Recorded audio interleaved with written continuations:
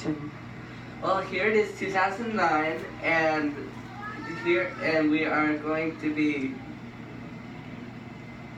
yes.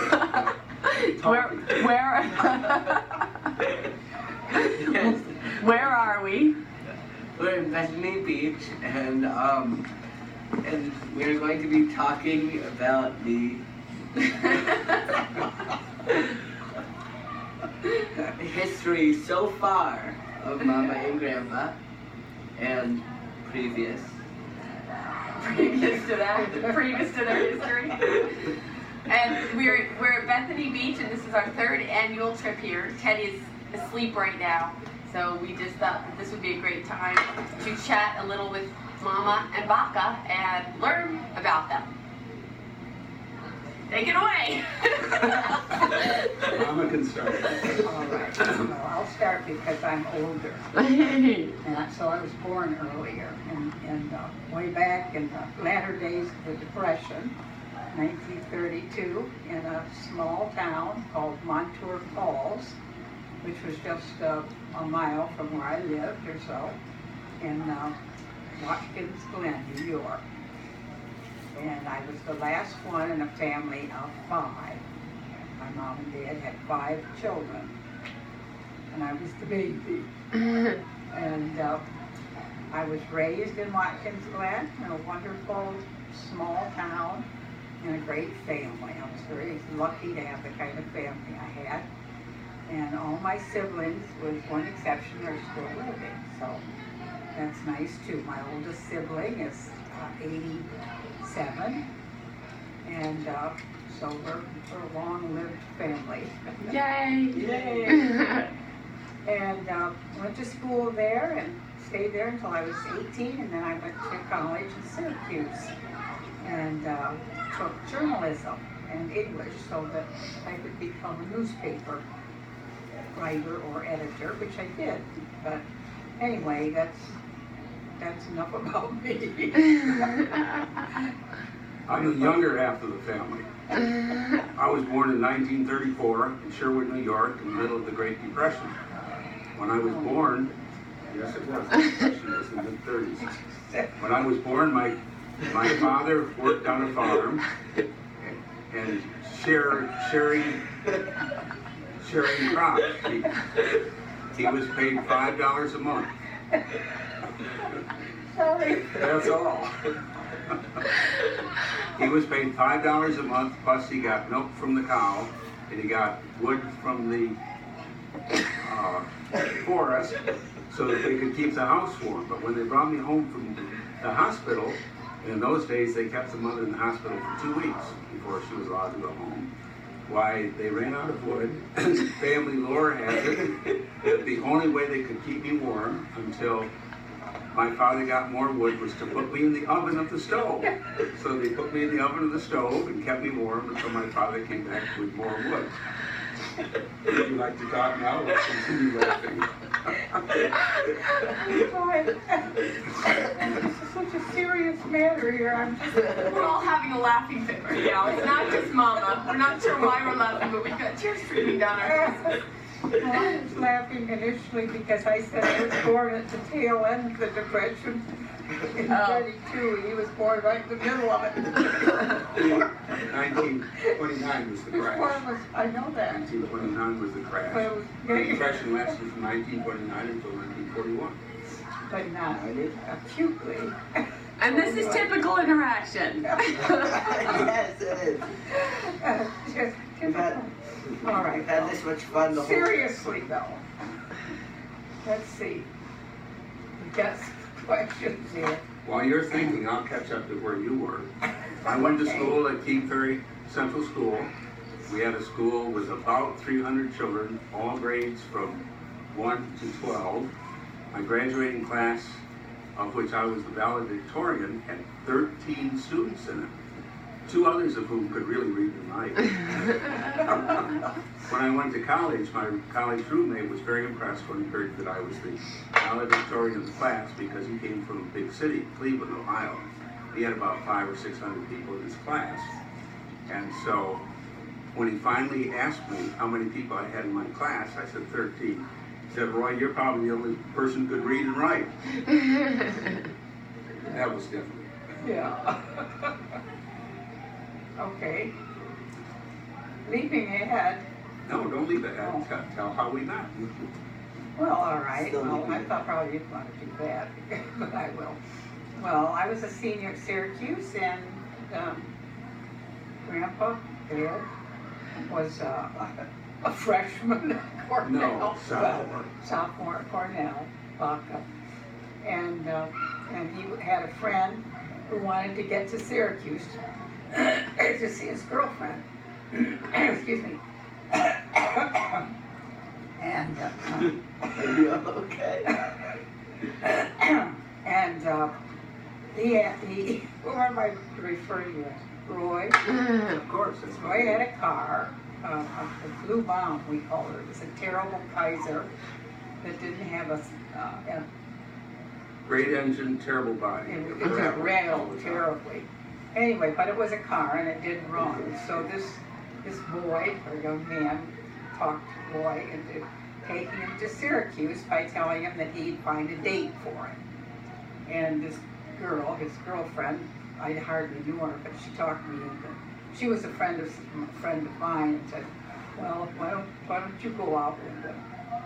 And I was very reluctant to do so, and I almost didn't, but then I did, for some strange reason. And then we started going out together. You skipped one very important part. What was that? When I went to pick her up at the I wasn't dressed like that. sorority, she was president of the sorority at the time, and she came down this long stairs, and I looked at her and said, I'm going to marry that woman. And I did. Yeah, she did. And what were you thinking, Mama? I was thinking, boy, he looks young. And he did, and he was, as it turns out, a couple of years younger than I. But he still looks kind of young for his age, so I guess it's not a bad thing. But, so we were married after I got out, well, when I graduated, I went to Ithaca and tried to get a job and stayed with my sister and her 2 children. And then worked in an editorial office, a publishing office, learned how to set type, and did a lot of writing and Tell me your editing. salary. Sure, my salary was awful. It was, what was it, $34 a week? $34 a week. Yeah, that was my magnificent salary. And I did that until, well, we moved from Ithaca. But we got married about a year after we were engaged, because I was committed to staying with my sister and helping look after her children. So we got married and almost immediately moved to Washington, where Where I went to law school. The reason I went to law school is because at Cornell, I got a degree in industrial and labor relations, started interviewing, and all the interviews were terrible as far as I was concerned. They didn't sound like fun jobs at all, so I went back home, talked to Mom, and she said, why don't you go to law school? I've always wanted to be married to a lawyer. And I didn't think I could because she'd been supporting me for the last 2 years. And she finally talked me into it.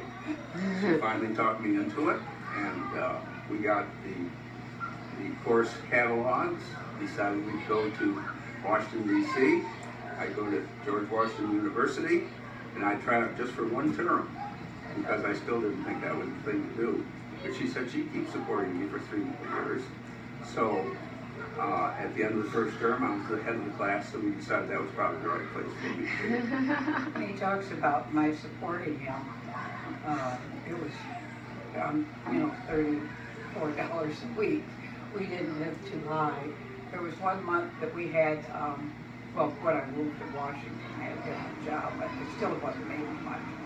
1 month we ate nothing but one ham and a whole bunch of eggs, because his father still had chickens. And so we had a case of eggs and a ham. We ate that all month long. And at one point we ran out of everything but potatoes.